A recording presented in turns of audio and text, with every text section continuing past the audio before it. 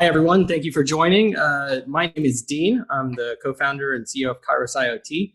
We are a digital water technology startup focused on building insight and preventing disaster through the use of advanced leak detection and metering technology. Just thought I'd share this slide with you real quick. Water is awesome, but it's also very tricky. And so we noticed years ago that water leaks create a tremendous amount of damage in this country to the tune of $11 billion in annual claims. It's more than fire and theft combined. As you know, Ring reinvented the doorbell and Nest reinvented the HVAC thermostat for consumers, as well as the fire alarm that's now connected.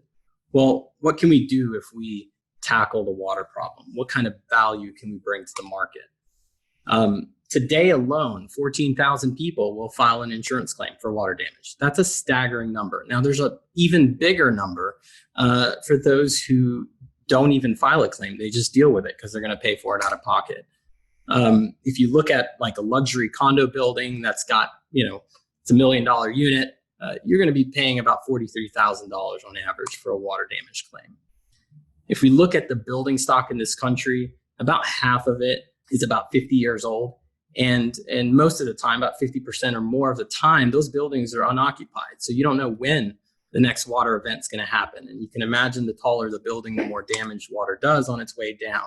If you look at construction litigation, about 70% of it is due to poor workmanship or defects that cause significant water damage.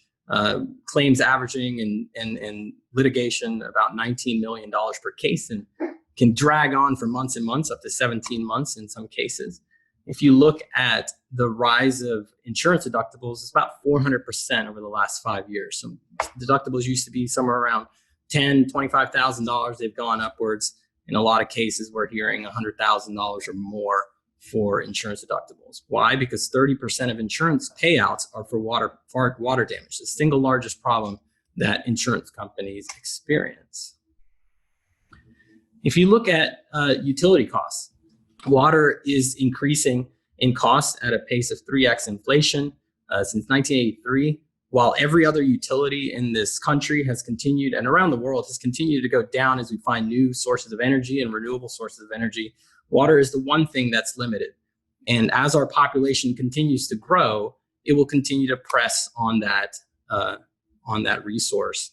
And so I call it the water trifecta. We've got $2.6 billion of losses by utility companies in what is called non-revenue water. It's basically the difference between what they meter as they pull out of rivers and streams and what they can actually bill you for, which basically means as water travels from those streams to the homes, they're losing about 40 to 50% of that water through leaky pipes and infrastructure. We have aging infrastructure in this country where most of it is between 50 and 100 years old. And on top of that, that increasing demand continues to create pressure on the price of water over time. If you look at a building's water consumption, most people don't think of water as an energy, right? But it actually needs to be heated, treated, and pumped through a building. And about 8% of the utility bill for energy in a building is due to the fact that you do have to, move water around the building in that way.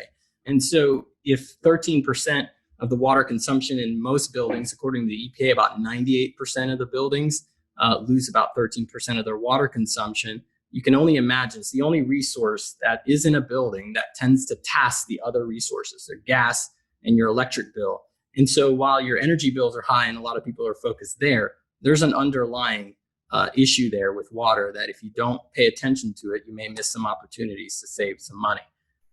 Water does threaten NOI, right? It comes in the form of litigation. You could have reputational loss if your building is known for leaking. You could have rent loss if you have water damage on the 13th floor and it ends up 12, 11, 10, and it keeps going down. You could easily cause 6 and 7 figure damage. And of course, if you have to remove those residents or tenants out of that building for a temporary period of time while you take care of that unplanned capex and the loss of water utility, you could also be dealing with organic growth issues if you don't get to all the spaces which water will travel. It's a very tricky thing. And that loss of exposure is massive and can have dramatic impacts on NOI. So what does Kairos do? How do we tackle the problem? we do it through two things, right? We provide asset protection and waste prevention through an advanced platform, specifically focusing on early detection of water leaks in the building, small or large, right? So we've created a specialized leak detection membrane that is now patented as of about 4 weeks ago. We received a patent for this flexible technology that allows us to shape and size the leak detection membrane in a flexible, thin membrane that can be shaped and sized for any unique situation that either a construction team is dealing with or a building operator, whether it's a PTAC, a washing machine, a refrigerator, a dishwasher. We can shape and size our sensor and print it for that specific solution. That leak sensor then takes the signal from a leak event, transfers it via a low power, long range technology called LoRa. It's an open standard that sends that signal to the gateway, which can then process that data and send that signal to an automatic shutoff valve on board our water meter.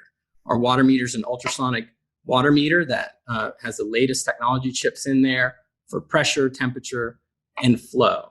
And so we can detect as little as 0.001 liters of water flowing in an hour, which is the equivalent of about 20 ounces of water. Imagine taking a 20-ounce Yeti cup and pouring it out for an hour straight. That's how little water we can detect. All that data is then transmitted to our user interface, which is an enterprise-grade app, which means any users in that building that need to know about those water events can know. Where do our sensors go?